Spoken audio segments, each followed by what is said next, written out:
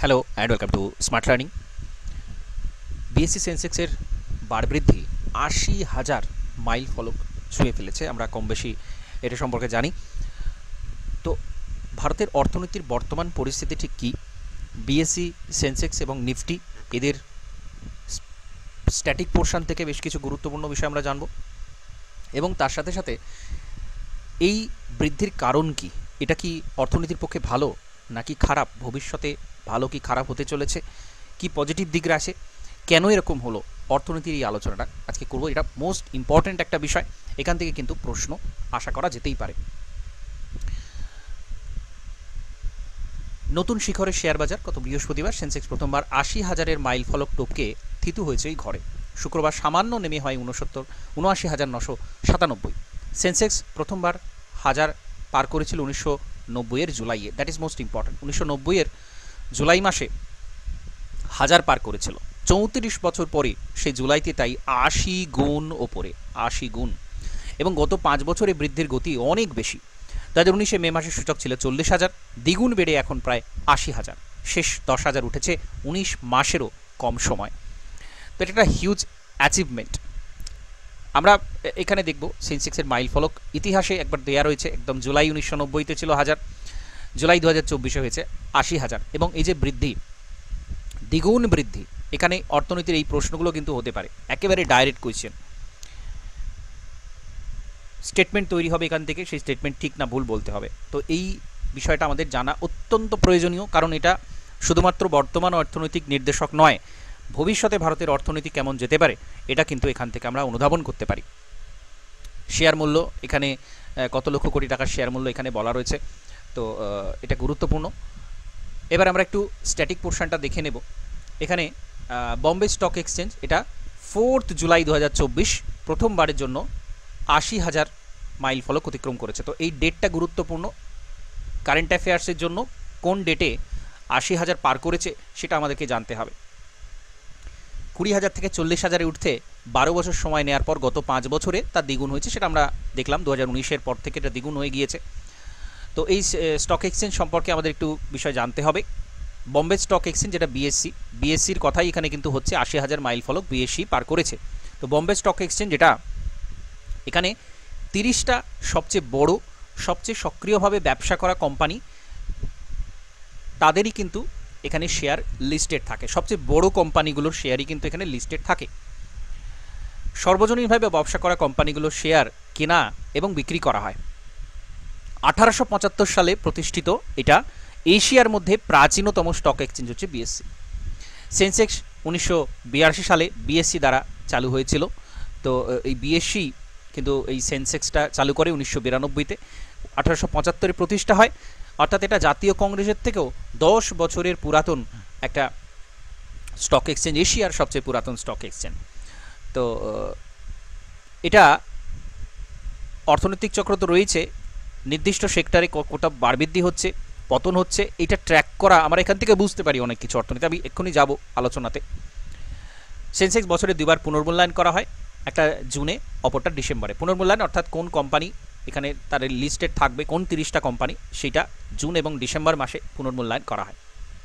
আর NSC national stock exchange এটা ৫০টা company কর্মক্ষমতা track করে, ৫০টা বড় কোম্পানি, এবং এটাকে নিফটি বলা হয়। ১৯৯৬ থেকে এটা চালু হয়েছিল। তো এটা আমরা বেসিক স্ট্যাটিক পোর্শনটা এখানে জেনে নিলাম। এবার আমরা চলে আসব বাজার এত চাঙ্গা থাকার কারণ কি। ১৯ মাসের কম সময় ১০,০০০ পার হয়েছে, অর্থাৎ ৭০,০০০ থেকে ৮০,০০০ এসেছে এই সময়টা থেকে। তো জিডিপি বৃদ্ধির নিরিখে ভারত ৮.২% সমস্ত দেশকে ছাপিয়ে জিডিপি বৃদ্ধি ভারত সবচেয়ে ১ নম্বর পজিশনে রয়েছে জিডিপি বৃদ্ধির হারের দিক থেকে। তো সেই জন্য ইনভেস্টাররা এখানে ইনভেস্ট করতে উৎসাহী হচ্ছেন যে আগামী দিনে বাজার কিন্তু চাঙ্গা থাকবে। সেন্সেক্স ওপরে ওঠার অর্থই হচ্ছে আগামী দিনে তারা আশা করছে যে ভারতের অর্থনীতি আরও ভালো হবে, এটাই এখানে ইন্ডিকেশন। দ্বিতীয়ত, গ্রীষ্মে প্রবল তাপপ্রবাহ চললেও ভালো বর্ষার পূর্বাভাস রয়েছে। আমরা এর আগে আলোচনা করেছি, সাধারণ বৃষ্টির থেকে 6% বেশি বৃষ্টি কিন্তু হবে, এটা আশা করা হচ্ছে। 106 এটা কিন্তু আশা করা হচ্ছে, যেটা গত ২-৩ বছরের থেকে অনেকটাই বেশি। এটা ২ নম্বর কারণ, কৃষি ভালো হবে। দেরিতে বর্ষা এসছে, তবে ইতিমধ্যে ঘাটতি কমেছে, বৃষ্টির ঘাটতি যেটা ছিল সেটা কমেছে। বৃষ্টি ভালো হলে পণ্যের দাম কমার আশা রয়েছে, তাতে সুদ কমারও সম্ভাবনা রয়েছে। বৃষ্টি যদি ভালো হয় তাহলে মূল্যবৃদ্ধি কমবে এবং সুদের হার সেটাও কিন্তু কমবে, সঞ্চয়ের থেকে সাধারণ মানুষ বেশি রিটার্ন পাবেন, এটা একটা পজিটিভ দিক। সরকার স্থিতিশীল, সংস্কার বহাল রাখার আশ্বাসও দিচ্ছে, অর্থাৎ এখানে কিন্তু কোয়ালিশন হলেও সরকার কিন্তু স্থিতিশীলতা সেখানে দেখা যাচ্ছে, অর্থাৎ পলিটিক্যাল দিক থেকে কোনো এমন ডিসিশন আসবে না যেটা ইনভেস্টরদের ক্ষতি হয় বা বাজার কোনোভাবে কমে যেতে পারে। পলিটিক্যাল স্টেবিলিটি একটা বড় কারণ, সেটাও একটা গুরুত্বপূর্ণ বিষয়। মোটের উপরে ভালো হয়েছে গত অর্থবর্ষে বিভিন্ন সংস্থার আর্থিক ফল, এটাও একটা দিক, ভালো দিক।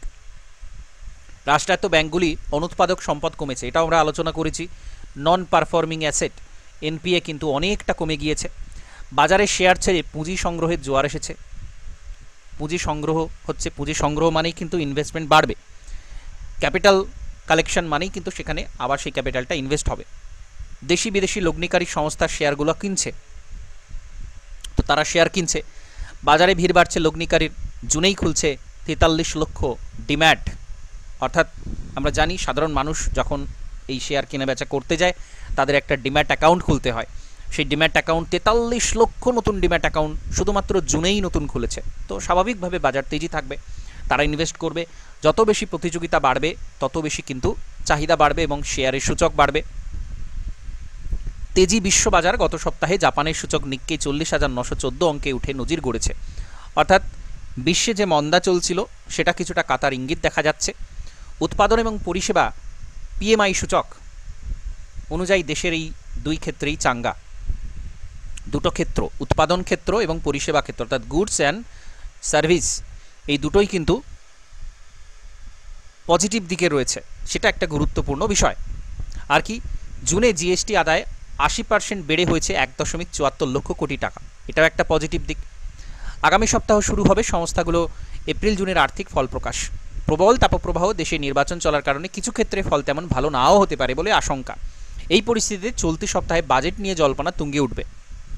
আগামী সপ্তাহে ফুল বাজেট আসছে, কমপ্লিট বাজেট। তো এর আগে যেটা এসেছিল সেটা ভোট অন অ্যাকাউন্ট, আমরা জানি ভোট অন অ্যাকাউন্ট বলা হয়, যে বছর লোকসভা ভোট থাকে সেই বছরে সংক্ষিপ্ত বাজেটকে বলা হয় ভোট অন অ্যাকাউন্ট, আর সেই সংক্ষিপ্ত বাজেটের পরে এটা ফুল বাজেট আসতে চলেছে। তো সেখানেও অনেক কিছু পজিটিভিটি আশা করেছে যারা ইনভেস্টর, তারা সেখানেও অনেক পজিটিভিটি আশা করছে।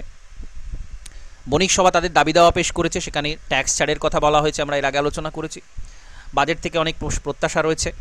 তো বাজেট তৈরির সময় মাথায় রাখবেন ভোটে বিজেপির আশানুরূপ ফল না করতে পারা। সামনে 4টি রাজ্যের বিধানসভা ভোটের কথা, সামনে 4টি রাজ্যে বিধানসভা ভোট আছে, তো সেইগুলোতেও এখানে কিন্তু কিছু পজিটিভ দিক দেখতে পাওয়া যাবে বলে মনে করা হচ্ছে।